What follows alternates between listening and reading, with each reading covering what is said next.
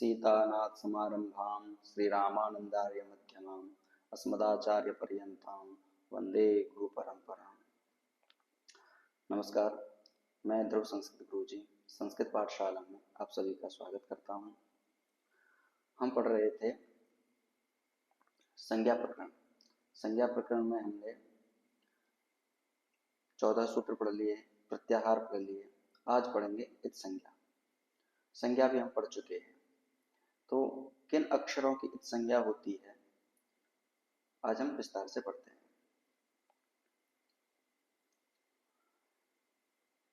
कह रहे हैं एषाम अंत्या इतः, एषाम अंत्या इतः, इनके अंतिम वर्ण इत संज्ञक होते हैं। तो किन के अंतिम वर्ण इत संज्ञक होते हैं? तो कह रहे हैं कि एषाम चतुर्दश सूत्राणाम अंत्याः वर्णाः इत संज्ञकाः भवन्ति। इन 14 सूत्रों के जो अंतिम वर्ण हैं वह इत संज्ञक होते हैं। 14 सूत्रों के जो अंतिम हर वर्ण हैं उनकी इत संज्ञा होती है, उनका नाम इत होता है।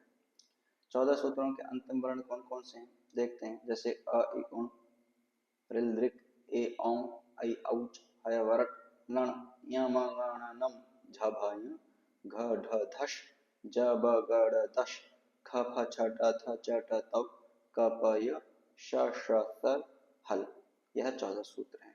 अब इनके अंतिम वर्ण कौन कौन से हैं? जैसे कि अ, इ, उण में ण, ऋ, ऋ में क, ए, औ में न, ऐ, औच में च, हय, वरट में ट, लण में ण, ञ, म, ङ, न में म, झ, भ, य में य, घ, ढ, धश में श, ज, ब, ग, ड़, दश में श, ख, फ, छ, ट, थ, च, त में व, क, प, य में य, श, श, स में र और हल में ल। यह जो अंतिम हल वर्ण है इनकी इत संज्ञा होती है, इनका नाम इत है। और इत मान करके आगे जो भी कुछ कार्य होगा, ठीक है, वहां पर ये वर्ण उपस्थित होंगे। ये वर्ण जो होंगे इनकी इत संज्ञा मानी जाएगी, क्योंकि एषाम अंत्या इतः, इन 14 सूत्रों के अंतिम वर्णों की इत संज्ञा होती है। अब अग्रिम सूत्र है हलंत्यम। उपदेशेन्त्यम हल स्यात्। उपदेशे अंत्यम हल इत स्यात्। उपदेश अवस्था में अंतिम हल वर्ण की इत संज्ञा होती है। अब शब्द सुनाई देता है, दिखाई तो नहीं देगा। शब्द ध्वनि ही तो है। मैं जो बोल रहा हूँ एक ध्वनि है, आप उसको सुन रहे हो, ना कि देख रहे हो। तो सुनकर के पता चल जाएगा इस शब्द में अंतिम वर्ण क्या है, अच है या हल है। ठीक है, तो जैसे हलंत्यम है तो हलंत्यम सूत्र को सुनकर के पता चल जाएगा कि अंत में इसके मां है और मां हल भी है। लेकिन उपदेश क्या है? अंतिम हल वर्ण तो सुनकर के समझ जाएंगे कि यह अंतिम है और हल है। केवल अंतिम हल वर्ण की संज्ञा नहीं होगी, उपदेश अवस्था में अंतिम हल वर्ण की संज्ञा होगी। तो उपदेश क्या है? तो कह रहे हैं आगे, उपदेश आद्योच्चारणम। आदि के उच्चारण को उपदेश कहते हैं। तो आदि का उच्चारण प्रथम उच्चारण। तो किसका प्रथम उच्चारण? देखो, जब बालक जन्म लेता है तो सबसे पहले रोता है, वही उसका आदि उच्चारण होता है, प्रथम उच्चारण होता है। क्या वह उपदेश है? बोले नहीं, वह उपदेश नहीं है। तो फिर क्या उपदेश है? जब दीक्षा संस्कार होता है वैष्णवों में, तब गुरु जी कान में मंत्र देते हैं, उपदेश करते हैं, मंत्र का उपदेश करते हैं। क्या वह उपदेश है? बोले ना, वो भी उपदेश नहीं।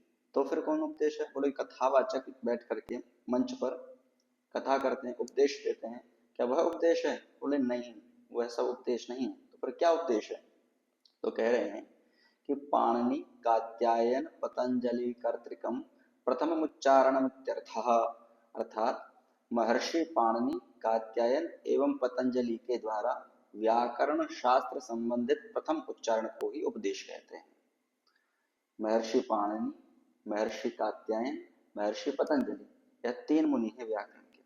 इन तीनों मुनियों के व्याकरण शास्त्र संबंधित जो प्रथम उच्चारण है वही उपदेश है। तो व्याकरण शास्त्र संबंधित प्रथम उच्चारण का क्या है? अब संदेह होगा ना मन में कि भाई व्याकरण शास्त्र संबंधित प्रथम उच्चारण क्या है, और जो प्रथम उच्चारण होगा वही उपदेश होगा। वह क्या है?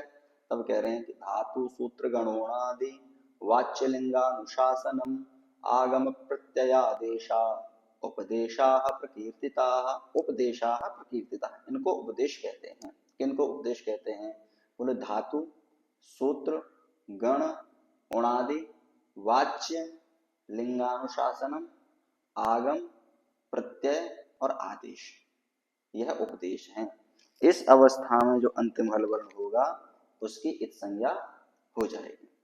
अभी वर्तमान में हमको सिर्फ इतना समझना है कि उपदेश अवस्था में जो अंतिम हल वर्ण है उसकी इत संज्ञा होती है। ठीक है, तो आज हमने उपदेश अवस्था में अंतिम हल वर्ण की इत संज्ञा होती है, इत संज्ञा के विषय में पढ़ा। और यह वीडियो अच्छी लगी है तो इसको लाइक करें, सब्सक्राइब करें। धन्यवाद। पुनर्मिलामः।